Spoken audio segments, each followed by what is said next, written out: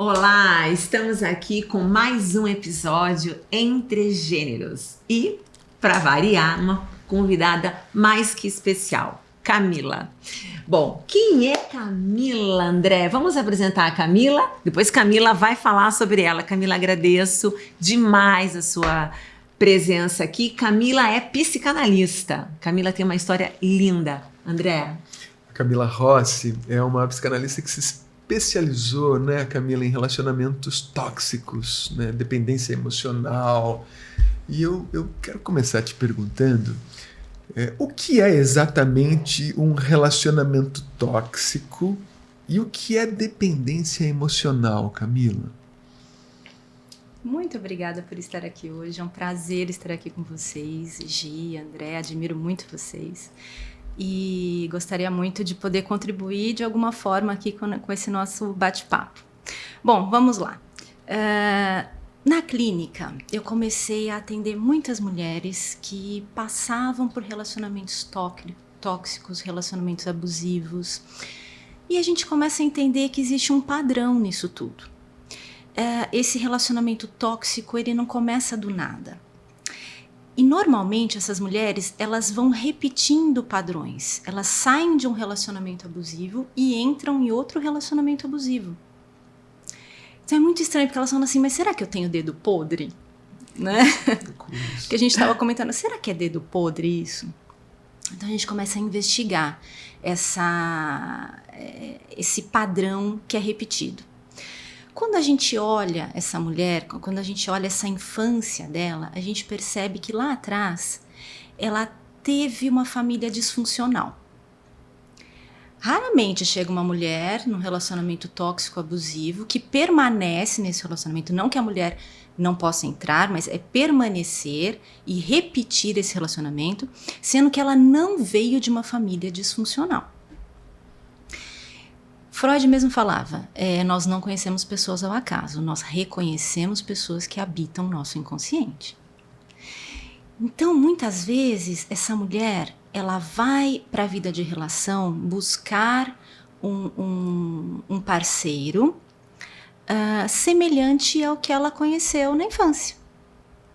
Quando a gente vai para a vida de relação, a gente busca normalmente parceiros, ou por apoio, né, que é a mulher nutriz, é o homem provedor, é aquele que se assemelha ao meu pai, aquele que se assemelha à minha mãe, ou uma escolha narcísica que a gente faz, que a gente busca um espelho, né, alguém que confirme aquilo que eu sou. E essa mulher que veio de uma família disfuncional, ela vai buscar pessoas disfuncionais, pessoas tóxicas. E o que seria esse relacionamento tóxico? Como você, né, respondendo a sua pergunta, é aquele relacionamento que você vai tomando um pouquinho de veneno por dia. É aquele homem que chega para você e fala assim, mas você não ficou bem com essa roupa, melhor você trocar. Você não acha que você tá um pouquinho gordinha demais? Né? Começa com doses suaves e aquilo vai aumentando, às vezes para um relacionamento abusivo, né? Quando já chega nesse relacionamento abusivo, que aí tem uma questão de controle muito grande. Quando eu enxergo, quando eu vejo o relacionamento abusivo, eu já vejo com uma questão de controle mesmo. Né, de poder, eu exercendo um poder, eu, homem, exercendo um poder sobre aquela mulher. Eu controlo onde você vai, com quem você fala, se você trabalha, se você não trabalha. Isso vai detonando a autoestima daquela mulher. Só que ela, muitas vezes, não enxerga que ela está nesse relacionamento abusivo ou nesse relacionamento tóxico. Porque a gente precisa de um conhecimento prévio para isso. Então, às vezes, a mulher está lá, usa um esmalte vermelho, o marido chega para ela e fala assim, não, sua mão fica feia com esmalte vermelho. A sua mão parece mão de bruxa. Eu já tive pacientes que relataram isso. O marido falou, sua mão parece mão de bruxa, uma mão super bonita que ela tinha. Parece mão de bruxa, quando você faz esmalte vermelho, fica horrível. Essa mulher nunca mais usou um esmalte vermelho. Até fazer terapia comigo, depois ela começou a usar. Ótimo. Então, esse relacionamento tóxico, ele vai minando a autoestima daquela mulher, que já não é boa, desde a infância. E ela precisa desse conhecimento prévio, como eu estava falando, que às vezes ela não tem. Então, é como a gente... os bebedores de vinho, né, que a gente estava falando agora há pouco. Sente aqui o aroma desse vinho. A gente vai lá, sente, tá, cheiro de vinho, aroma de vinho. Não, mas tem aroma de ameixa. Aí você começa a entender, não, realmente, olha só, tem aroma de ameixa. Isso é um conhecimento prévio que a gente, depois, a gente vai adquirindo com o tempo e tal, a gente vai sentindo o aroma de ameixa, o aroma de sei lá, pêssego, amanteigado. Quando essa mulher ela não tem esse conhecimento prévio do que é um relacionamento tóxico e abusivo, porque ela viveu isso na infância, ela viu o pai gritando com a mãe, ela viu o pai abusando emocionalmente da mãe, então para ela aquilo é normal, muitas vezes. Até ela adoecer dentro de um relacionamento, até ela buscar ajuda, entender que aquilo não é para acontecer. Percebe? E muitas vezes também, como que, por exemplo, assim, às vezes, por que muitas pessoas confundem intensidade, né, intensidade com amor, né? Queria que você falasse um pouco sobre isso, porque às vezes os relacionamentos começam intensos, né? Com muitos elogios, e aí já meio que parece que é um amor. Muita entrega, Muita entrega, né? Logo no início, homem, sabe, né? aquela coisa? E geralmente isso vem muito do homem para a mulher, né? É uma conquista, né? Que ele tem essa necessidade de já pegar presa, né? Porque entende que a mulher é toda romântica, então deixa eu ir mais intenso. E aí se essa mulher não está preparada, se ela está carente ou se ela... Enfim, se ela está ali num padrão de repetição, ela vai entender que aquilo é amor. Fala um pouco sobre essa...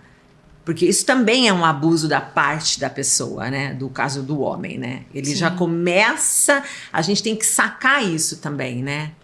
É um dos sinais, né, Gi? É um dos sinais, né? É o que a gente chama de love bombing, né? Love bombing, que é o nome da moda agora, gente. É o nome da moda. É isso. Então, o homem chega, assim, bombardeando aquela mulher, tratando aquela mulher como uma rainha, como se ela fosse o objeto mais especial do mundo, e eu já uso essa palavra objeto porque realmente é por aí, Isso. né?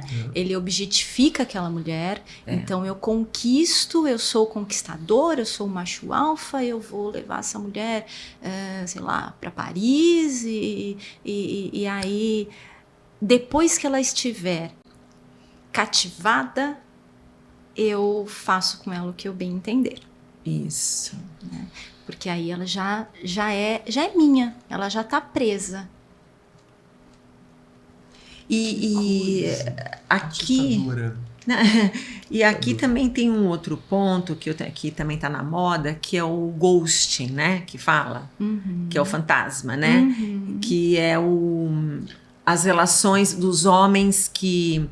Eu vou chamar da palavra dos caçadores, que a mulher também foi caçadora lá no passado, tá? Hoje não sei se a mulher é tão caçadora assim, mas que é esse homem que ele usa a mulher como objeto, então ele fica, vai com a outra, daí ele fica, né, nesse some, como é que fala? O vai e vem, né? Que é o ghost, né? Ele vai embora, depois ele volta, mas ele tá com outras, né? E às vezes ele até tem uma esposa, tem uma matriz, digamos assim. Ele tem uma matriz, daí ele vai ter as outras, né? Fala um pouco sobre esse fenômeno, né? Porque eu vejo muito também na minha clínica, às vezes acontece de relatos assim, né? Nossa, mas ele parecia apaixonado, daí some, depois volta. Eu fico perdida. Eu enxergo isso como mais uma forma de manipulação, como mais uma forma de deixar a mulher cativa naquele lugar, esperando por ele, né? Esperando por ele, né? Olha, você fica quietinha aí, daqui a pouco eu volto quando eu quiser, tá? Quando eu quiser eu volto, não é quando você quer. Então eu não enxergo o outro como uma pessoa, como um ser humano. eu objetifico aquela mulher. Ela fica lá na prateleira e eu apego quando eu bem entender. Olha, você falou uma coisa de prateleira, né, André? E aí o André, André, queria que você falasse um pouco sobre isso, né? Hoje os aplicativos, eles funcionam muito como prateleira, né? Eu não sou contra os aplicativos, tá, gente? Acho que a gente tem que estar na tecnologia, que a tecnologia é importante e tal. Mas os aplicativos, eles é um menu, né? É como um menu, né? As mulheres, tanto homem quanto mulher tá ali, né? Mas é um pouco isso, é a prateleira, né? E aí, quando você traz, quando a gente fala do machismo, desse patriarcado, ali é um prato cheio, né? Vamos combinar, se o cara tem isso dentro dele, ele vai ali desbundar, né? Digamos assim. Porque ele vai ter tanta escolha, ele vai ter tanto objeto ali. Você falou em prateleira, eu me lembrei daquele livro da Valesca Zanello, né? A Prateleira do Amor, né? Mas as redes sociais, sobretudo, não as redes sociais, mas os aplicativos de encontros que proliferam por aí, né? Eu acho que respondem a uma pressão da sociedade em que a gente vive, na qual o sujeito sozinho é alguém que não deu certo, né? É aquele que ficou pra titio, aquela que ficou pra titia, né? Essa obrigação de ter alguém. E muitas pessoas se aproximam de outras pela necessidade de ter alguém, né, Camila?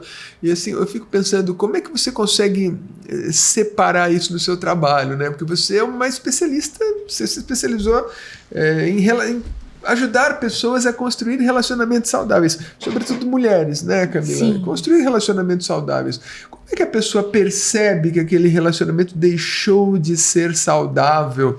E eu te peço licença para emendar uma outra pergunta. Muitas pessoas dizem assim, mas a fulana é boba, por que ela não termina logo? É só terminar. Isso não é tão simples assim, né, Camila? De forma alguma. Quase sempre, né? O relacionamento saudável, como eu enxergo? Relacionamento saudável não é relacionamento perfeito e não é relacionamento onde não existe atrito, onde não existe conflito. Relacionamentos saudáveis dentro dos relacionamentos saudáveis existem sim conflitos. Porém, o que eu vejo como um relacionamento saudável? Um relacionamento onde existe reparação.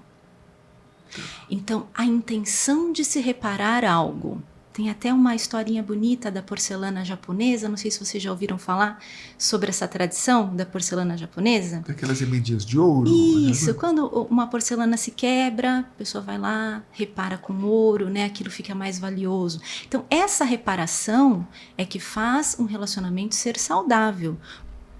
Porque, André, dentro de um relacionamento, muitas vezes aquele mesmo relacionamento precisa morrer para outro nascer dentro dele mesmo com as mesmas pessoas. Isso. Muitas vezes a gente precisa fazer o luto dentro daquele relacionamento. Por quê? Eu mudo constantemente, meu marido muda constantemente. Hoje, por exemplo, nós temos uma filha. Então, aquele relacionamento do passado precisa morrer para a gente construir um novo relacionamento. E assim é o tempo todo. Como é que a gente percebe quando uma relação começa a ficar insalubre, ela começa a pesar, né? Porque aquela história, muitas vezes tem gente que acredita que é melhor você aguentar isso porque isso é do homem mesmo, o homem é assim mesmo, entende? Não é assim, homem é mulherengo mesmo. Então, enfim, releve, vá levando isso em banho-maria e tal. E muitas vezes a pessoa está ali vivendo uma relação absolutamente doentia só para não estar só. Exato. Só para não estar só, né? Isso é uma coisa, é uma tristeza. E você, antes que eu esqueça, você falou uma coisa que me lembrou de um antigo psicanalista, o José Ângelo Gaiarsa. Ele dizia assim: ninguém é tão genial para agradar uma pessoa 24 horas por dia. Uma hora a pessoa vai encher o saco de você. Né? E aí você falou da reparação, né? Das reparações. Quando há a intenção de reparar, né? E quando é melhor ir embora logo e tocar em frente, né? Enfim. Exato. Então, essa questão da reparação foi aí que eu me perdi. E muitas vezes não há possibilidade da gente fazer essa reparação, porque esse relacionamento já ficou muito abusivo, já ficou muito tóxico, né? Já quebrou demais. Então, não dá pra gente reparar mais. E quando chega nesse ponto, é importante a mulher buscar, ou o homem, né? Buscar ajuda para entender. Será que é o momento de sair? Será que é o momento de ficar? Eu tenho pacientes, por exemplo, que estão em relacionamentos tóxicos, que falam assim, não, mas nesse momento eu não posso sair do relacionamento, porque eu tenho um filho pequeno, porque eu tenho contas para pagar. Só que o meu marido, qualquer coisinha que eu falo para ele grita, ele me ofende, ele inverte a culpa, eu vou falar de uma coisa boba, já vira um outro assunto. Enfim, é um relacionamento que tá fadado ao fracasso. Faliu. Mas eu não posso sair nesse momento.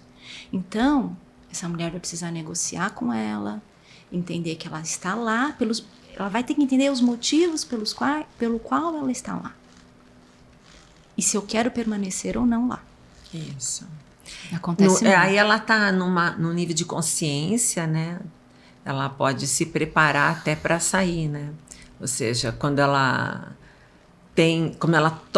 toma essa consciência, ela pode não tomar a decisão naquele momento, mas ela já deixou de estar adormecida, né? Uhum. E aí ela pode começar a se preparar para sair, né? Criar força, por exemplo, se ela está numa dependência financeira, por exemplo, né? Uhum. Ela pode criar mecanismos para poder se tornar minimamente independente para poder sair, né, disso, né? Exato. O ponto é quando aquela relação ela vai para violência, né, para morte, porque a gente vê hoje o número de feminicídios, mulheres morrendo, né, assustadoramente, né? Então isso nos chama atenção, porque às vezes essa mulher ela já tentou sair várias vezes e não consegue sair dessa relação, né? Uhum. E a gente vê que as medidas protetivas às vezes não são suficientes, né? Não é? Eu queria que você falasse um pouco sobre isso, né? Sobre essa... Eu conversei uma vez, a gente até fez uma live, uma promotora do Rio de Janeiro que trabalha bastante com essa questão de violência doméstica e tal, e ela falou uma frase muito forte. Ela falou assim: tem muitas mulheres que são assassinadas com uma medida protetiva no bolso. Pois é. É muito triste isso. E a gente vive isso, infelizmente. Camila, e na prática, como é que quando você está com uma paciente assim, que você sabe que ela está sofrendo vários tipos de violência, como é que você tenta fazê-la enxergar que ela precisa sair daquilo, ela precisa se fortalecer? Como é o processo de fortalecimento de uma mulher machucada numa relação abusiva, de uma mulher tolhida, aprisionada, controlada? Muitas vezes ela é controlada de tal forma que ela acha que a vida é aquilo, né? Que a vida é aquele presídio, aquela coisa horrível, que ela já não tem nem mais sensibilidade para entender, né, a gravidade daquilo, porque ela foi machucada, ela tem sido machucada. Na prática, o que você utiliza para ajudar essa mulher a sair daquilo?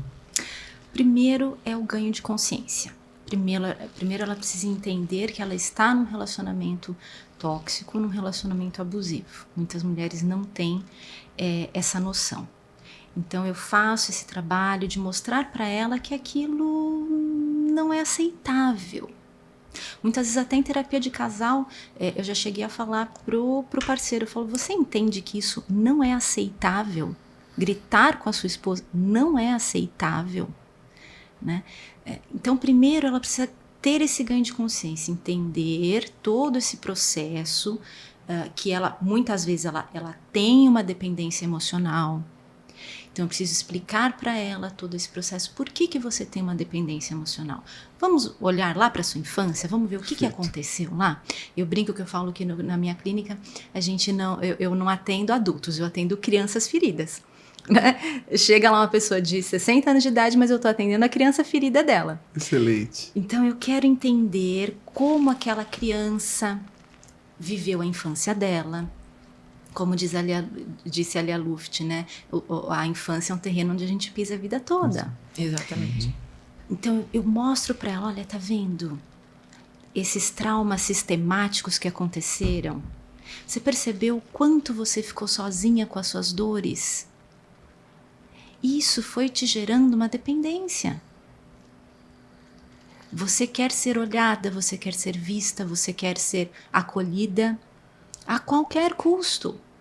Perfeito. Freud escreveu no livro dele, o retorno ao... Perdão, esqueci agora. Além do princípio do prazer. Isso, né? Acho que, se eu não me engano, de 1920. Que ele descobre uma verdade indigesta pra gente, que é: nós não repetimos apenas aquilo que é prazeroso, a gente repete aquilo que também não é prazeroso. Então tem essa busca pela repetição, a compulsão à repetição. É como se a gente fosse reparar, né? Exato, é para reparar Pra algo, reparar algo que ficou travado lá na infância. É isso aí. Né? Bom, vocês são da mesma época que eu, a gente ouviu disco, LP, né? Isso. Então é como se a agulha ficasse travada, ficasse E a gente arranhando. quer reparar.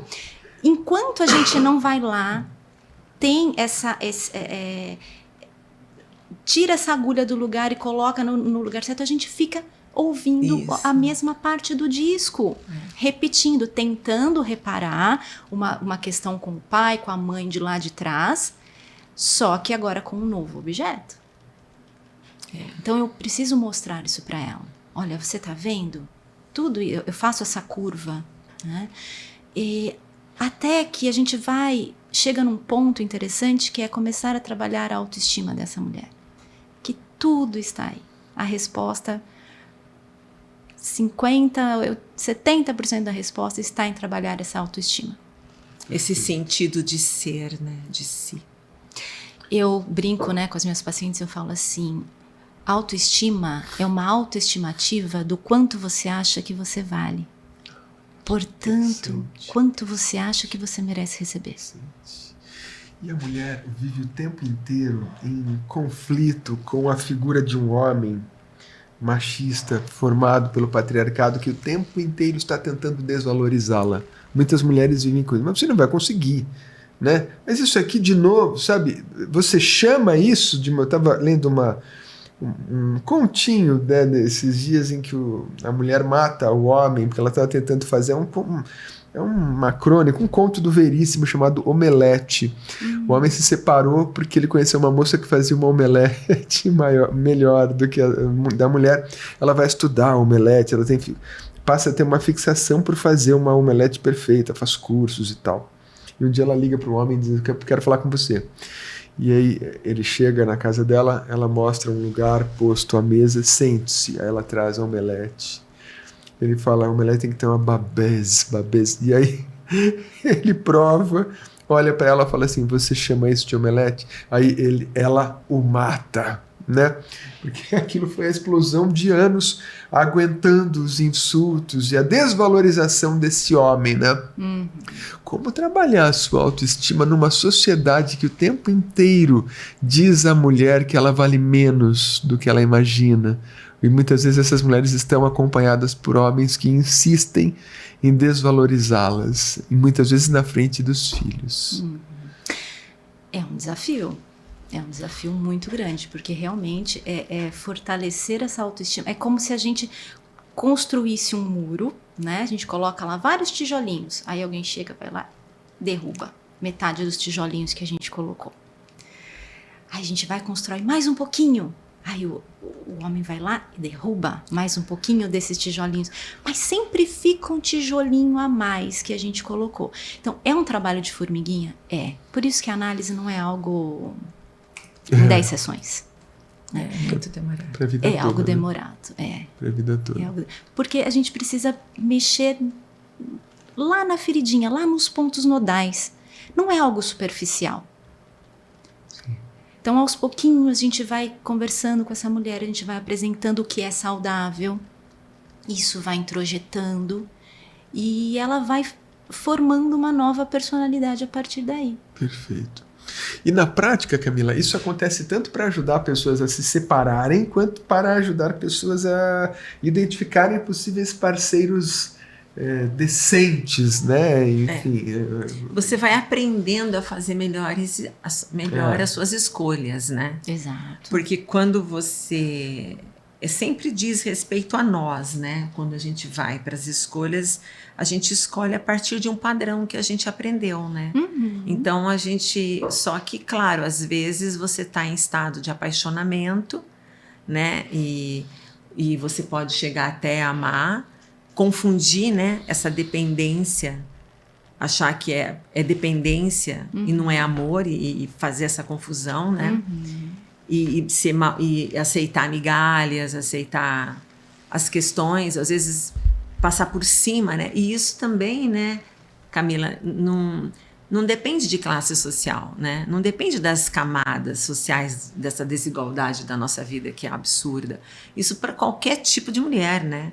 Qualquer uma de nós podemos estar sujeitas a esse tipo de situação, digamos assim, né? Porque tudo vai depender da nossa referência. Por isso que a análise ela é muito importante, porque ela ajuda a gente, primeiro, a se ver, né? Olhar para esse padrão lá de infância, como eu fui amada. Porque mesmo assim, a gente repete, né? Muito. A gente repete muito. É como se a gente tivesse volta. Nós temos a necessidade de reparação. Sim. Né? A gente quer reparar isso, né? Então é a gente... compulsão, repetição. Isso. Eu tive um analista que ele falava assim, olha, todos nós nós somos uns seres faltantes, né? Sim. Sempre vai ter uma falta. Nós vamos sempre sentir falta de alguma coisa, né?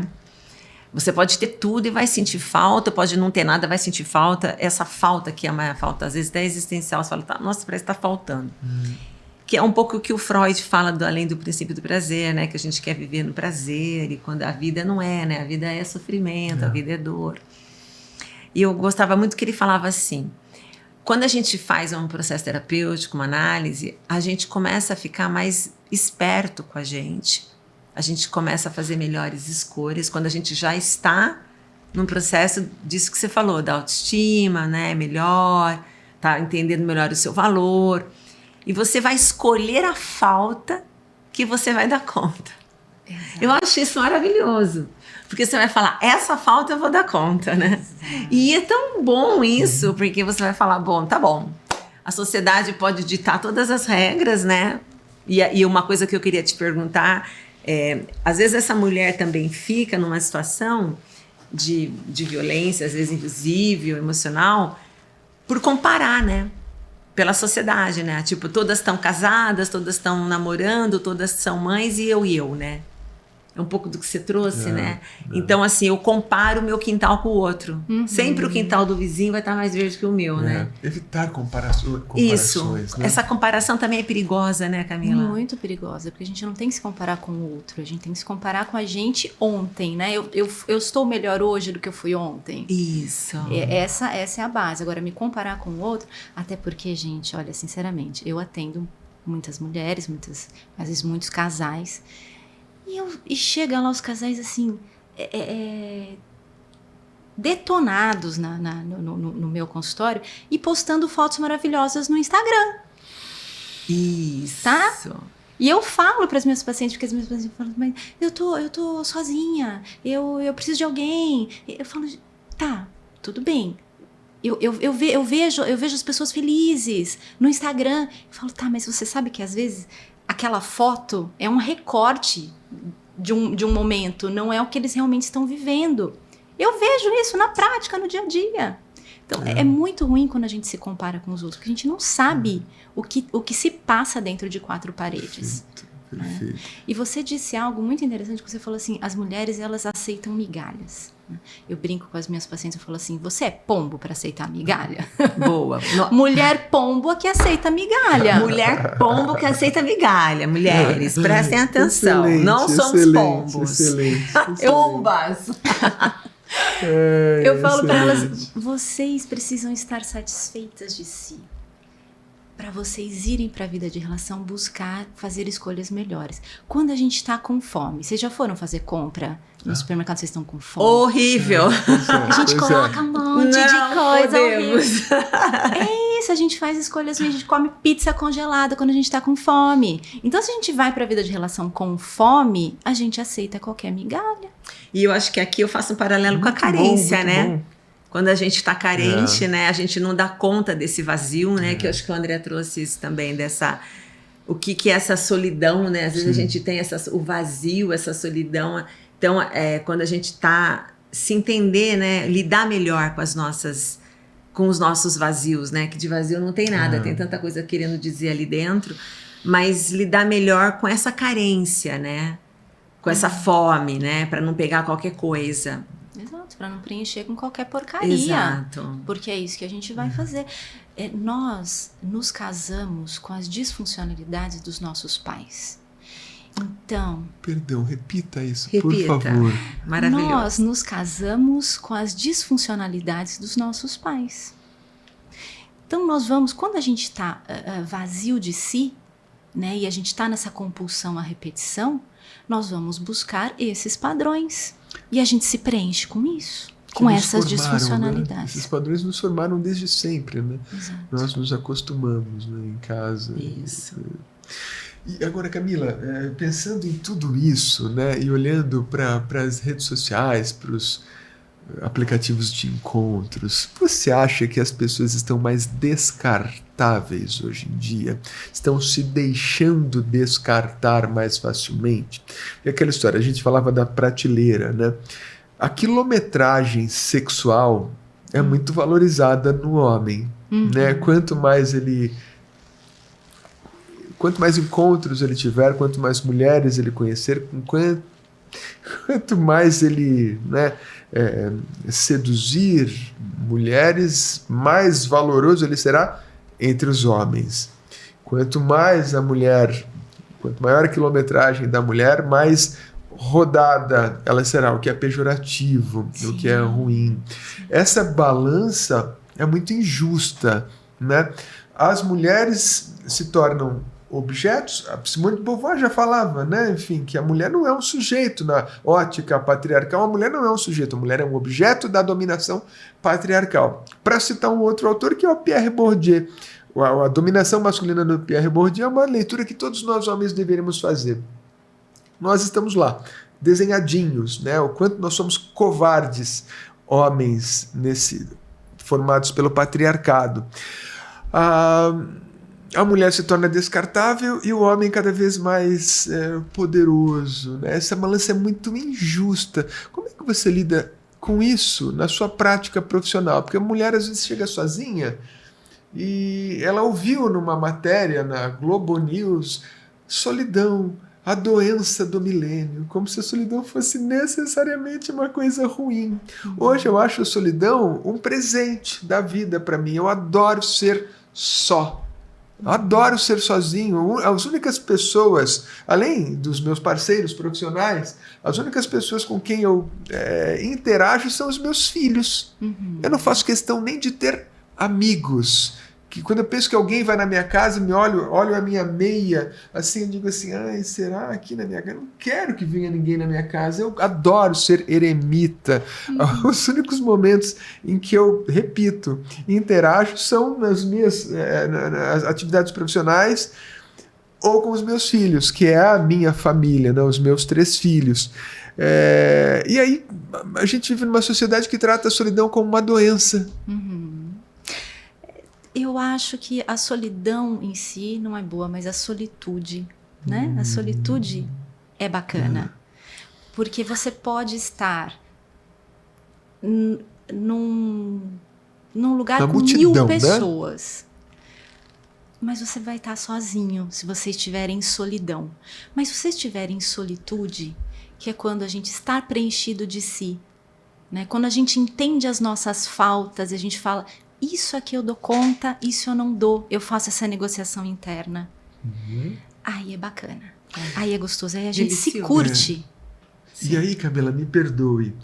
ao mesmo tempo a gente vive numa sociedade que empurra o outro para ter alguém o tempo inteiro. Minha mãe me pergunta, você já está namorando? Eu falei, não, mãe, mas você não vai namorar mais? Não, mãe, eu tô adorando ser só. A sociedade nos empurra para ter alguém. É, né? Como se a gente tivesse um problema. Não tivesse dado certo, né? Existe um problema com a pessoa. Tem algum problema, assim, por que esse cara é sozinho assim? Você está cheia de amigas. Sim. Cheio de amigos, eu não preciso mais ter esse modelo de relacionamento, né, amoroso. Como é que se lida com isso, Camila? Como é que isso chega para você na sua prática clínica? Olha, eu tenho muitas mulheres que chegam para mim depois de algum tempo de terapia, né, e falam assim, eu quero estar sozinha. Eu quero ficar sozinha. Maravilhoso. Porque ela entendeu que ela não precisa do outro para ser alguém. Porque essa busca, né, pelo olhar do outro é que complica tudo. Tudo bem que a gente tem isso desde que a gente nasce. O bebê, ele se forma pelo olhar da mãe, né, Gi? Você psicanalista sabe disso. Então a gente precisa desse olhar do outro até um certo ponto. Porque quando a gente começa a se olhar também, a gente fala, não, mas espera aí, eu não preciso desse reconhecimento, eu não preciso desse status, eu não preciso ter uma aliança no dedo para eu ser alguém. E eu não preciso estar com alguém para estar feliz, né? Para estar plena. Eu gosto da palavra plena mais do que feliz, porque felicidade são momentos da vida da gente, né? Nem sempre a gente... Esse conceito de felicidade ele é muito, para mim, equivocado, porque a vida não é só isso, né? A rede social mostra isso, né? Felicidades. Ninguém posta lá um dia duro, né? Aquela perfeição. Né? Não, só posta coisa que deu certo, só essa coisa do sucesso, do fracasso, do erro, como se fosse algo... Não, eu acho que a gente tem que falar mais sobre fracassos, porque o fracasso é importante, o erro é importante, né? Quando a gente reconhece. Mas, assim, eu acho que da plenitude, né? Quando você fala da solidão, eu entendo que você está trazendo a sua plenitude. Você está bem com você, né? Eu também estou bem comigo. Apesar dos tombos que a gente leva, a gente vai ficando mais forte, né? A gente vai se percebendo melhor, né?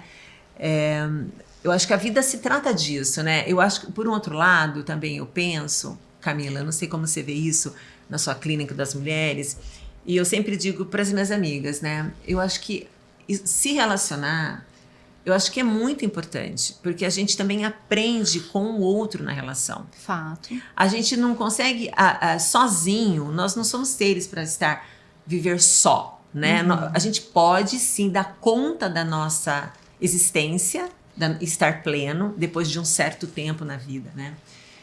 Mas aí você também tem que estar num processo terapêutico para você também dar conta disso, porque muitas vezes, se você não passa por um processo terapêutico, você não consegue acessar isso, né? Então, também tem essas questões. Mas é muito bom se relacionar, porque ao se relacionar, você também começa a se enxergar. Então, você também aprende a partir do outro, né? Então, eu sou muito a favor das relações, né? De amar, não se fechar para o amor. Porque às vezes a gente pode levar um tombo aqui, a gente pode ser enganado, mas isso faz parte do roteiro da vida, das nossas experiências, né? E que não precisa também odiar, a gente vai ter raiva, depois isso passa, mas não trazer isso como algo que é tipo assim, é uma marca registrada na nossa vida, né? Tipo, eu não dou certo, não. Acho que a gente tem que ser pleno. Tá bom estar só? Perfeito. Mas né? tem que estar aberto, né? Mas tem que estar aberto. Você, não é porque não deu certo aqui, não vai dar certo lá. Eu sou a favor de tudo. Eu acho que a gente tem que estar aberto para aprender, né? Agora, uma coisa que eu não sou, uma coisa que eu luto muito, até esse é o nosso objetivo com o Entre Gêneros, é da violência. Eu acho que nada justifica a violência. Nada justifica a violência. Né? Para mim, qualquer ato de violência, uma mentira é uma violência. Sim. Né? Mentir para o outro é uma violência. Né? Enganar o outro é uma violência. Bater no outro é uma violência. Manipular o outro é uma violência. Exato. Então, acho que a gente está falando aqui de uma questão de humanidade. Você tem um padrão de coisas que você ouve, assim, de uma paciente, assim? Qual foi a coisa mais doída que você ouviu, assim, se você puder destacar alguma coisa, assim, que a gente ouve tantos relatos de violências, né? Tantos tipos de violência, tal. O que você mais ouve, assim, na sua prática clínica, quando uma mulher chega assim, carecida de uma escuta atenciosa, amorosa, cuidadosa, né? Eu já ouvi de tudo um pouco. Realmente, para a gente lidar, né, com essas questões de relacionamento, principalmente relacionamentos abusivos, eu faço terapia também, eu faço supervisão, né, para eu poder estar bem, para poder acolher essas mulheres. Eu não faço uma clínica freudiana que é mais distante, né? Eu sou mais acolhedora, eu abraço essas mulheres, ainda que seja de forma online, né? A gente abraça, a gente acolhe. Mas realmente eu já ouvi muitas coisas, né? Pessoas que, por exemplo, estavam passando por uma questão de saúde, e aí o marido falou assim: que bom que você está passando por isso, quem sabe você fica mais humilde, né? A pessoa precisando de um acolhimento, o marido vai lá e... já vi, por exemplo, mulheres sendo... como é que eu vou dizer? Os filhos... esse marido usando os filhos para punir essa mulher. Isso dói demais, porque uma mãe... Enfim, uma mãe suficientemente boa ama seus filhos, então o homem vai lá, usa esses filhos para fazer um divórcio difícil, faz uma alienação parental, né? Já ouvi situações onde mulheres apanharam.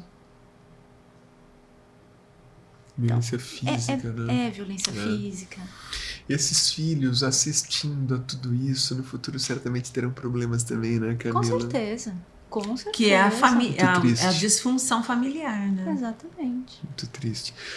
Camila, como é que faz para conhecer você, para a pessoa que quiser se consultar com você, enfim, conhecer mais sobre o seu trabalho, onde te encontrar? Você tem um canal no Insta, né? Isso. Que você fala bastante sobre essas questões, muito interessante acompanhar a Camila.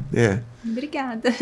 Eu tenho um canal que se chama A Minha Terapeuta. Todos os meus canais, YouTube, TikTok, Instagram. A Minha Terapeuta. A Minha Terapeuta. Perfeito. Tenho, graças a Deus, mais de 130 mil seguidores, né, entre todos eles e tal. Que legal. E a gente vai educando as mulheres, né, e os homens também, para que isso não se repita. E para fazer terapia contigo, te encontra também pelo Instagram? Isso, lá tem o linkzinho na bio, só clicar lá, mandar uma mensagem para mim e a gente agenda uma conversa. A Minha Terapeuta dela é muito bacana.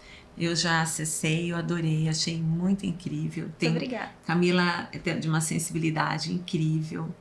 Eu amei conversar com você. Achei que a nossa conversa foi muito gostosa. Espero que vocês também tenham gostado. E a gente tem que estar muito atenta aos sinais, né, Camila? Muito atenta aos pequenos sinais. Lembrando que a gente está sempre tentando reparar alguma coisa, mesmo que uma mulher está sofrendo hoje uma violência. Uma coisa que eu queria não perder aqui, me veio agora.